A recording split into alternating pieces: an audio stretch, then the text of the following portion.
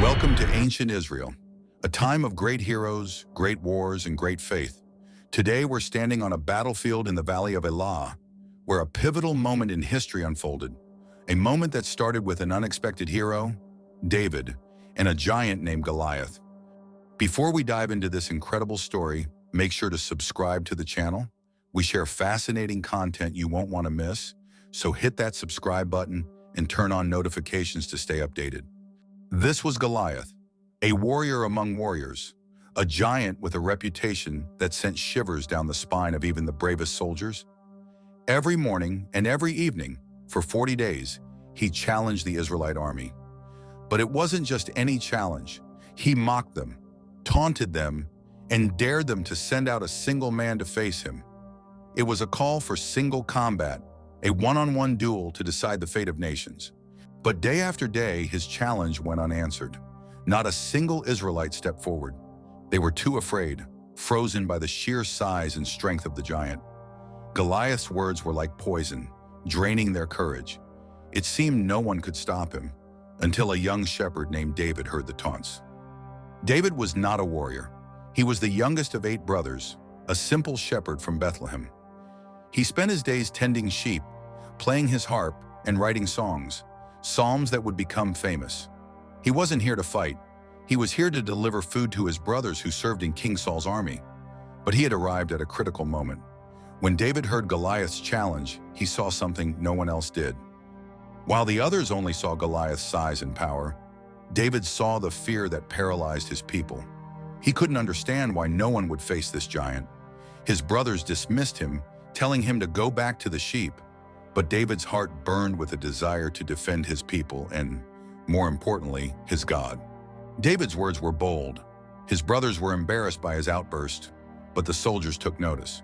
Soon word of this fearless young shepherd reached King Saul, who summoned David to his tent.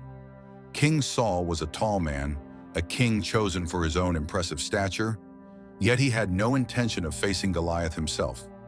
He looked at David, so young, so untrained, and could hardly believe his ears when David announced that he would be the one to fight the giant.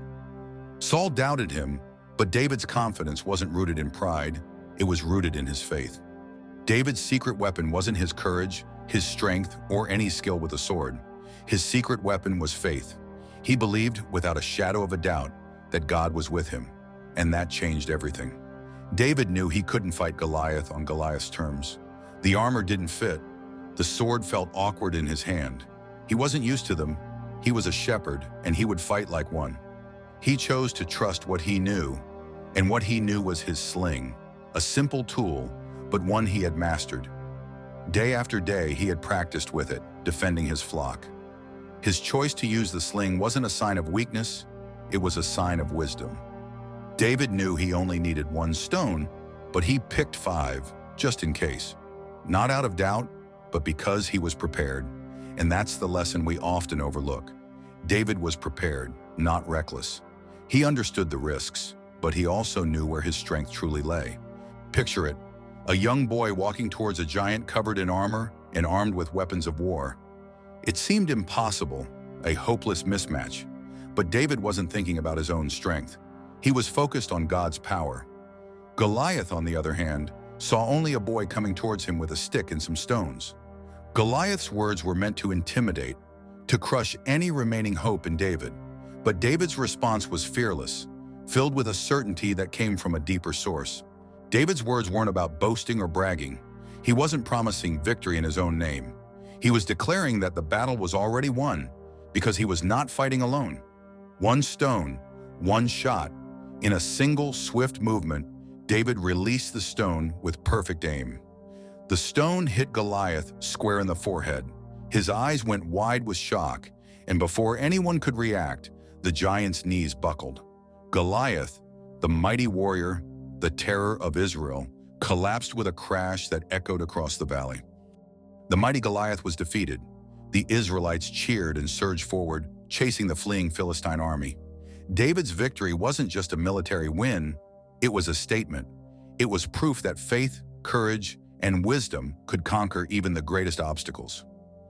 David had done the impossible. With nothing but a sling, a stone, and faith, he defeated the giant.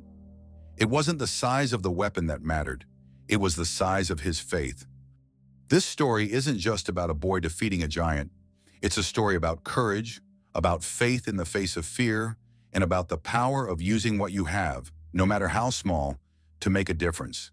David didn't need the best armor or the sharpest sword. He needed to trust that he wasn't alone, that he had everything he needed already within him. Maybe the giants we face today aren't warriors like Goliath, but the lesson remains. Sometimes the greatest power isn't in what we see, it's in what we believe. What do you think about the untold story of David and Goliath? Share your thoughts in the comments and check out our next video for more fascinating story.